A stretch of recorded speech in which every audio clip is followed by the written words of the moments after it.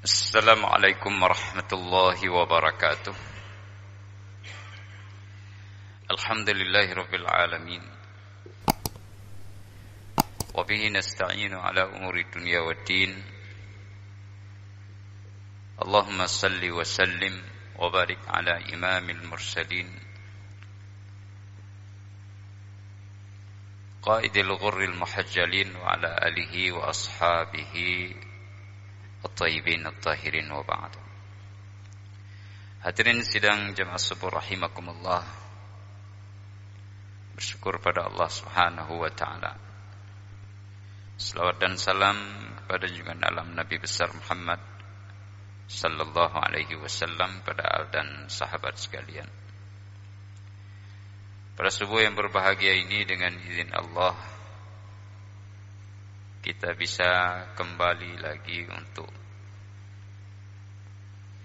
beribadah kepada Allah Subhanahu wa taala dalam perintahnya yang utama, yaitu melaksanakan salat 5 waktu sehari semalam. Dan ini adalah subuh yang mungkin saja zuhur nanti kita belum tentu bisa melakukan ibadah seperti ini lagi. Boleh jadi kita melakukannya di tempat yang berbeda, ataupun kita sama sekali dipanggil oleh Allah. Kita mohon kepada Allah agar dipanjangkan umur kita dan dimudahkan kita beribadah kepadanya. Kalaupun kita dipanggil oleh Allah, maka dipanggil dengan penuh keridhaan daripadanya, serta diterima seluruh amal ibadah yang sudah pernah kita laksanakan. Sidang jamaah rahimakumullah, maqam ubudiyah atau posisi penghambaan diri kita kepada Allah adalah sesuatu yang sangat penting.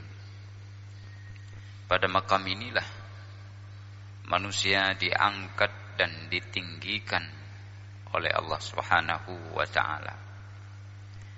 Dan tiada makam lainnya yang bisa melebihi makam seperti ini. Allah Subhanahu wa taala berfirman, "Wa ma khalaqtul jinna wal insa illa liya'budun." Tidak aku ciptakan jin dan manusia kecuali untuk menyembahku. Jadi visi dan misi dalam kehidupan ini adalah beribadah kepada Allah Subhanahu wa taala, dan dengan ibadah itu kita semakin dekat kepadanya. Meskipun dalam posisi ubudiyah ini bertingkat-tingkat manusia itu. Jamaah rahimakumullah, posisi ubudiyah yang totalitas inilah yang membawa Rasulullah sallallahu alaihi wasallam dalam perjalanan Isra dan Mi'raj. Dalam ayat yang pertama di surah Al-Isra, Allah Subhanahu wa taala berfirman, Subhanalladzi asra bi'abdihi Subhanalladzi asra bi'abdihi laila minal masjidil harami ilal masjidil aqsa alladzi barakna haulahu linuriyahu min ayatina innahu huwas samiul basir. Maha suci zat yang telah memperjalankan hambanya pada waktu malam hari dari al-masjid al-haram menuju ke al-masjid al-aqsa yang kami berkahi di sekelilingnya, agar kami perlihatkan kepadanya sebahagian dari tanda-tanda kebesaran kami. Sesungguhnya Ia Maha mendengar lagi Maha melihat. Jamaah rahimakumullah, kita ketahui bahwa Isra dan Mi'raj ini adalah perjalanan yang sifatnya nyata, fisikal, Dan ini dibuktikan dengan alasan yang kuat. Jadi sifatnya adalah nyata dan secara fisik, bukan imajinatif. Jadi bukan hanya perasaan Nabi melambung lalu kemudian menerawang sampai ke alam gaib seperti itu. Bukan. Dia bukan pula mimpi. Dia adalah kebenaran yang sejati. Buktinya adalah Allah mengabadikan peristiwa ini di dalam surah Al-Isra. Itu bukti yang pertama. Kemudian pula ada kata abdun maqam ubudiyah, sebagaimana di prolog atau mukaddimah pembicaraan kita tadi.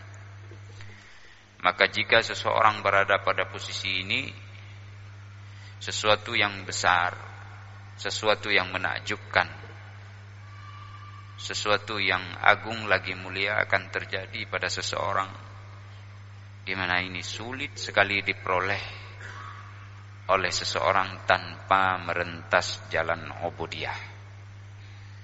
Tapi bagi mereka yang jujur, mereka yang menyerahkan diri secara totalitas kepada Allah, jadi total diserahkan kepada Allah, tidak ada ketergantungannya kepada makhluk, dijalankan perintah Allah, dia kemudian meninggalkan seluruh larangan-larangannya, baik yang sifatnya haram, bahkan sampai kepada hal-hal yang makruh,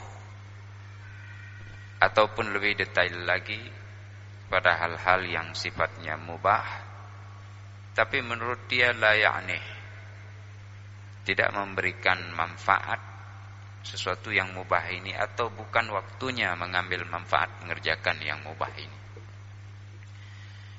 Seperti sabda Rasulullah SAW, min husni islamil mar'i tarkuhu ma la ya'ni. Di antara tanda-tanda bagusnya Islam seseorang adalah dia meninggalkan sesuatu yang tidak memberikan manfaat kepadanya, hingga sampai kepada hal-hal yang mubah, yang sama sekali menurut dia akan menghabiskan waktu dan menyia-nyiakan dia dari hal yang lebih utama dan terutama. Jamaah rahimakumullah, maqam ubudiyah seperti inilah yang akan mengantarkan seseorang kepada tingkat kemuliaan yang tinggi dan menakjubkan, sehingga para nabi dan rasul dididik atas dasar kepribadian yang seperti ini. Kisah Isra dan Mi'raj menjadi bukti bahwa penghambaan diri akan membawa kepada ketinggian budi, ketinggian ma'rifah, ketinggian posisi, dan ketinggian dirinya dibandingkan dengan selainnya dengan pendekatan kepada Allah Subhanahu wa taala. Sementara Mi'raj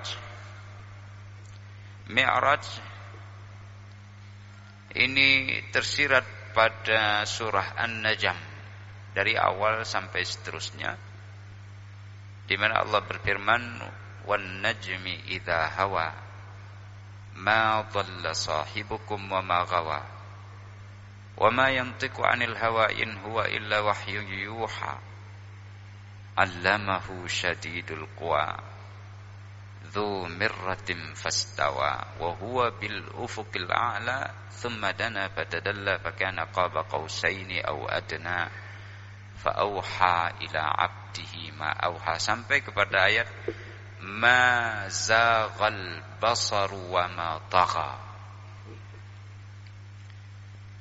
Nah, ini mata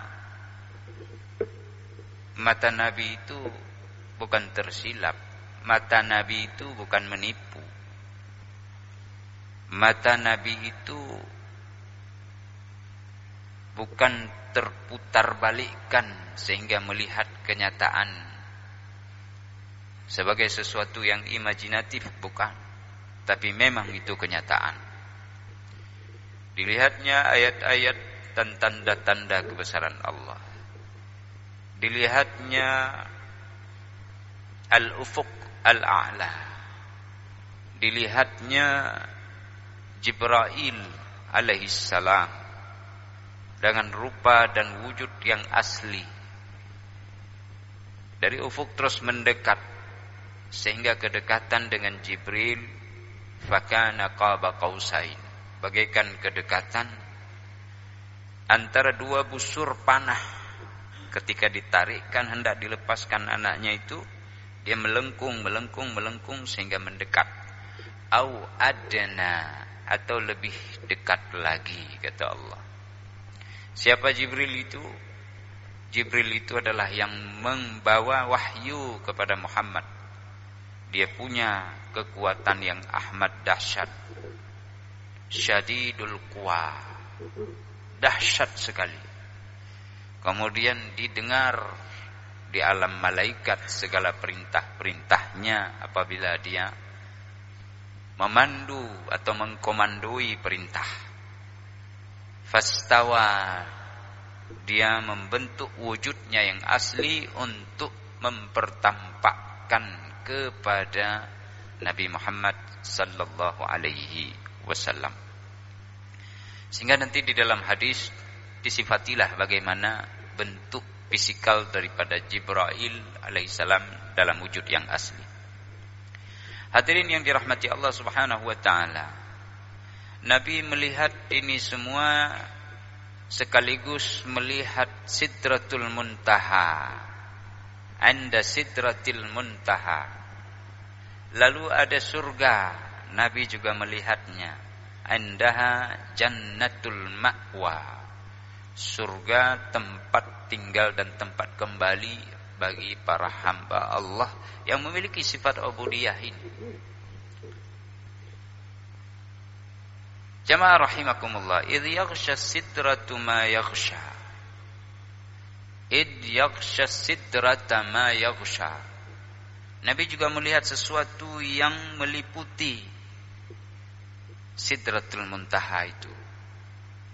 Sidratul Muntaha adalah tempat yang tinggi di atas langit yang ketujuh.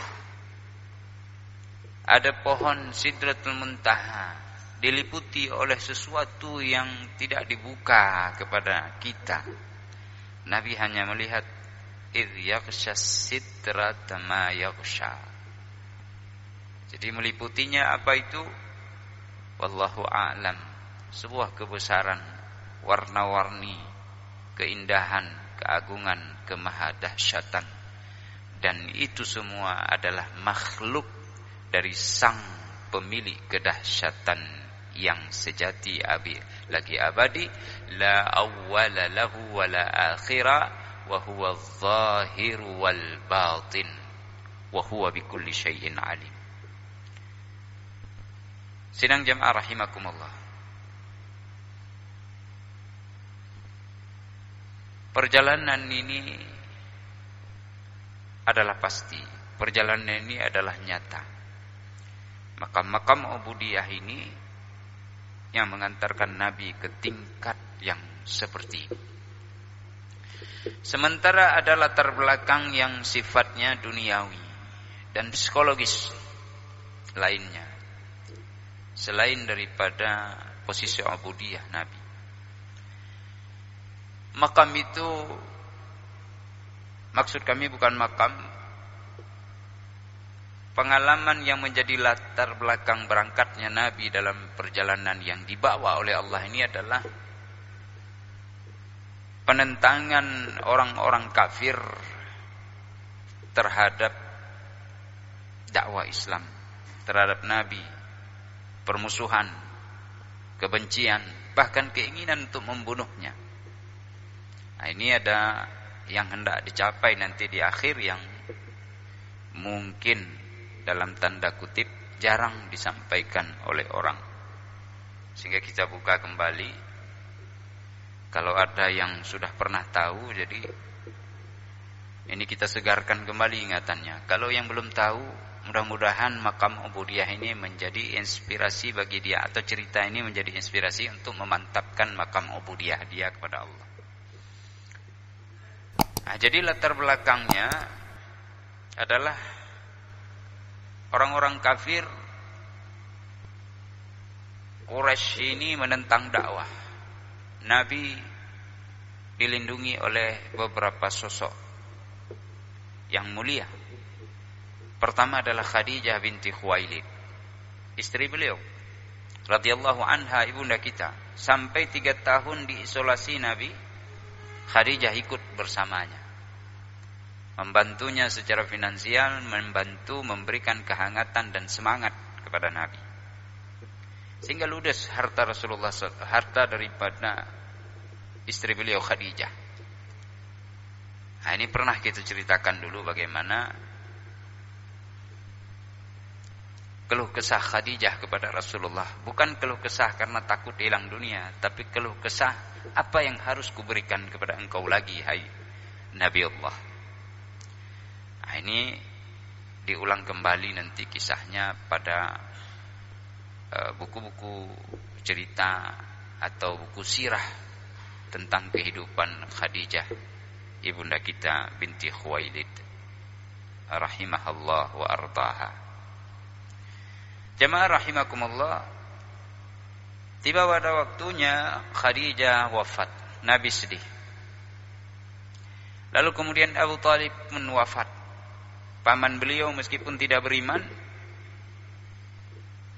memberikan perlindungan dengan ketokohannya, dengan kepemimpinannya. Ada rasa segan dari kaumnya, karena semenjak dari awal itu para leluhurnya disegani di dalam kabilah bangsa Arab, dan mereka dari keturunan Bani Hashim, pilihan dari keturunan Quraisy, dan Quraisy adalah pilihan dari kabilahnya Arab, bangsa yang terkemuka.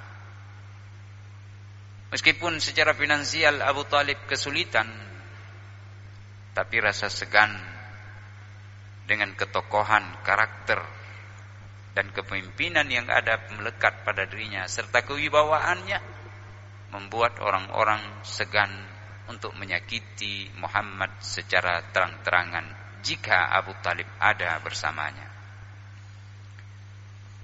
2 orang ini meninggal. Nabi sedih. Nabi melihat bahwa perjalanan dakwah telah terhalang. Lalu Nabi berangkat ke negeri Taif untuk mencari ladang dakwah yang baru. Tapi tidak berhasil. Sampai di sana Nabi dilempar. Perempuan, anak-anak, orang gila datang melempar Rasulullah. Rasulullah terduduk, pulang kembali ke Makkah. Nah, disinilah klimaknya ubudiyah. Rasul dalam keadaan berdarah kakinya bersimpuh dan bersandar pada salah satu tongkol pohon kurma atau pangkalnya di perkebunan Rabi'ah dan Utbah, Syaibah dan Utbah ibna Rabi'ah. Duduk di situ. Kemudian jemaah rahimakumullah, Rasul berdoa kepada Allah. Lihat makam ubudiyahnya. Kata Rasulullah sallallahu alaihi wasallam bahwa Allahumma inni ashku ilaika dha'fa quwwati wa qillata hilati wa hawani 'alan nas. Ya Allah, ya Tuhanku, aku mengadu kepada Engkau lemahnya kekuatanku. Jadi di sini Nabi usahanya ada, tapi usahaku tak ada arti sama sekali kecuali dengan kekuatanmu. Ya. Aku lemah nih, manusia biasa, hamba ini. Aku juga tak punya kekuatan, tak punya usaha dan daya kecuali sikit betul. Coba sebentar jangan dibaca besar-besar itu. Siapa baca besar-besar ayat? Direndahkan suara. Kalau jangan besar-besar, karena terdengar sampai ke radio nanti. Baik. Wahawani 'alan nas, aku terasa lemah dan hina dalam anggapan manusia. Ya. Tapi di akhir nanti mengatakan Nabi, walaupun demikian, aku berlindung kepadamu dari kemarahanmu yang menimpaku atau kebencianmu, wahai ya Allah. Kalau engkau tidak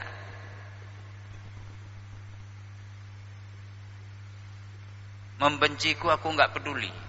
Ila man takilni, ila aduwwin ba'idin yatahajjamuni, au ila qaribin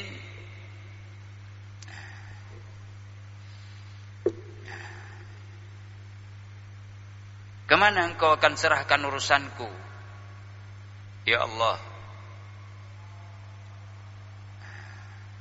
Kepada musuh yang jauh yang akan mencengkeram dan menghinakan serta mencabik-cabik diriku, mengusirku, melempariku dan seterusnya, atau kepada orang-orang dekat. Malakta amri, engkau serahkan urusanku. Kalau engkau tidak benci kepadaku, tidak peduli aku. Mau kemana engkau bawa aku, terserah. Yang penting bagiku adalah ridhamu. Aku kembali kepada engkau sehingga engkau ridha, dan aku berlindung dengan cahaya wajahmu yang dengan cahaya itu kegelapan menjadi terang, dan aku berlindung dengan cahaya wajahmu yang dengan cahaya itu pula urusan dunia menjadi seimbang dan baik. Aku berlindung dengan cahaya itu agar engkau jangan menimpakan kepadaku kemurkaanmu atau turun kepadaku kebencianmu. Aku kembali kepada engkau sehingga engkau ridha kepadaku. Wala haula wala quwwata illa billahil aliyil azim. Wala haula wala quwwata illa billah, sampai di situ dalam hadis. Dan tak ada daya dan kekuatan kecuali dengan Allah. Ini makam ubudiyah. Perhatikan jemaah yang hendak kita janjikan tadi. Orang boleh menolak Rasulullah, tapi ketika Rasul menyerahkan diri atau siapapun menyerahkan diri dalam perjalanan ini, perjalanan dakwah, perjalanan ibadah, maka Allah akan berikan kepadanya kebaikan. Apa kebaikan dan kemuliaan itu? Diperjalankan dalam perjalanan Isra dan Mi'raj. Itu akhir dari pembicaraan. Sebelumnya, ketika Nabi terduduk, ada budak Nasrani yang datang membawa anggur, kasih kepada Rasulullah. Tuan makan ini. Kok Rasulullah ngambil anggur penjaga kebun yang bukan miliknya? Karena sang pemilik sudah pesan, siapapun musafir yang lewat kasih. Itu memang kebudayaan dan tabiat adat orang Arab, sehingga dikenal dengan mereka orang-orang dermawan. Sekarang pun kalau kita ke sana, dari semenjak dulu itu turun temurun, ada peternak yang sudah dipesankan oleh tuannya kasih susu kepada musafir. Itu orang Arab. Maka kalau dapat bantuan dari orang Arab itu, dia tidak putus-putus. Kalau dari dunia lain mungkin, atau wilayah lain mungkin putus, dia ada tujuan. Arab tidak, kasih terus. Yang penting manajemen pelaporannya benar. Jangan pernah ada tipuan. Tapi sekali menipu, orang Arab tidak percaya lagi. Sehingga bertahun-tahun lahir keturunan yang baru, mungkin kepercayaan itu tumbuh, ditipu lagi, bertahun-tahun tidak percaya lagi. Sidang jamaah rahimakumullah. Nabi terduduk di situ, bersimpuh memohon kepada Allah yang nanti dibawa dalam perjalanan Isra dan Mi'raj. Tapi sebelum ke sana ada sesuatu yang sangat unik diberikan oleh Allah kepada Rasulullah, yang Rasulullah pertama tidak menyadarinya, tapi kemudian ada kesadaran dan mampu berkomunikasi dengan hal unik ini. Dan ada pula waktu para sahabat dapat melihat hal yang unik ini dalam bentuk dan wujud yang berbeda dari yang dilihat oleh Nabi Allah. Apa itu? Ketika pulang terduduk di samping atau di pangkal pohon kurma setelah memakan anggur, dan anggur itu memberikan kesegaran, kesedihan akan hilang secara berangsur-angsur. Nah, jadi silakan beli anggur nanti kalau ada sedih, makan pelan-pelan, nikmati, ucapkan alhamdulillah, sebelumnya bismillah, insyaallah akan hilang kesedihan secara perlahan-lahan. Akan kegembiraan itu muncul. Tapi buah anggur, bukan anggur peras yang sudah dibuat jadi minuman keras atau alkohol, jangan. Itu sudah melanggar aturan Allah. Apa yang Allah beri? Surat Al-Ahqaf ayat 29, 30, 31. Al-Ahqaf dan seterusnya beberapa ayat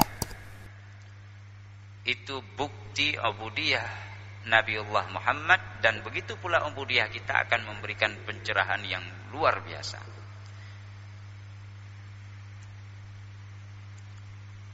Allah berfirman, wa id sarrafna ilaika nafaran minal jinni yastami'una al-Qur'an falamma hadaruhu qalu ansitu falamma qudiya wallau ila qaumihim mundzirin. Jadi waktu kita sedikit, nanti dilihat kembali Al-Ahqaf ayat 29. Korelasinya lain lagi dengan ada garis terangnya, ada benang merahnya dengan beberapa ayat, salah satunya di surah Al-Jin ayat 19 atau di awal-awal ada juga. Qul uhiya ilayya annahu istama'a nafarun minal jin, ayat yang pertama. Faqalu inna sami'na qur'anan ajaba. Ayat 19, wa annahu lamma qama 'abdullahi kadu yad'uhu kadu yakununa 'alaihi libada. Nah, ini yang hendak kita sampaikan pada pagi ini dalam waktu yang cepat sedikit lagi ini.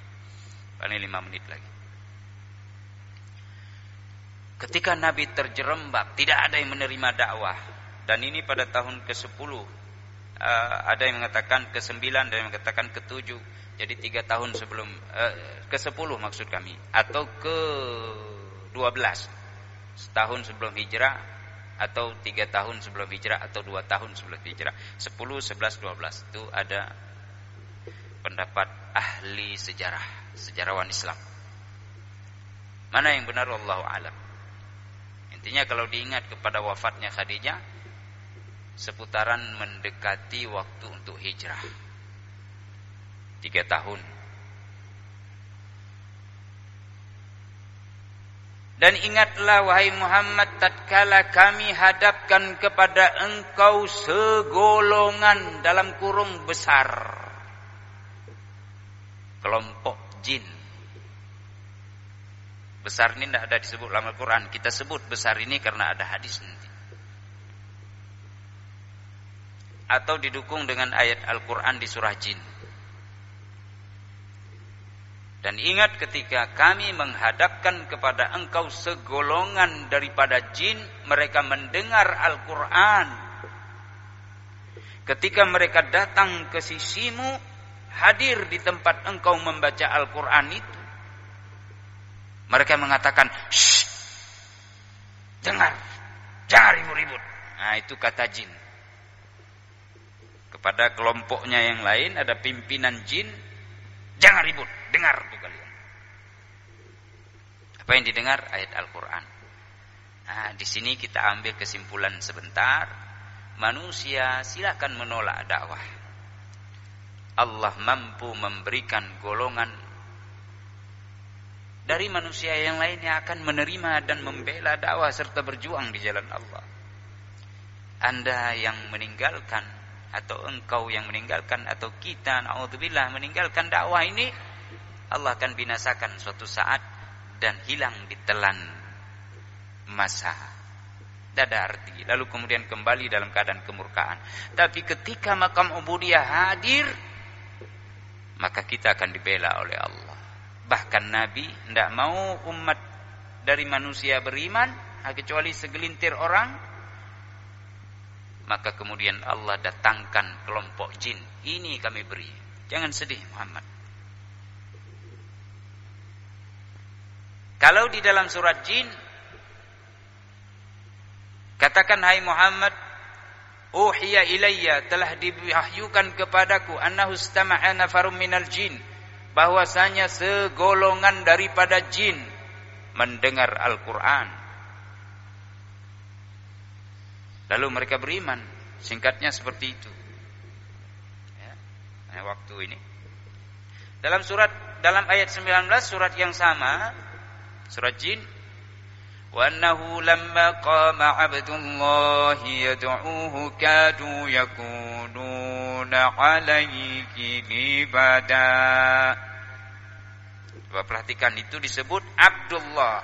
Subhanalladzi bi'abdihi asra bi'abdi. Di sini Abdullah atau abduhu.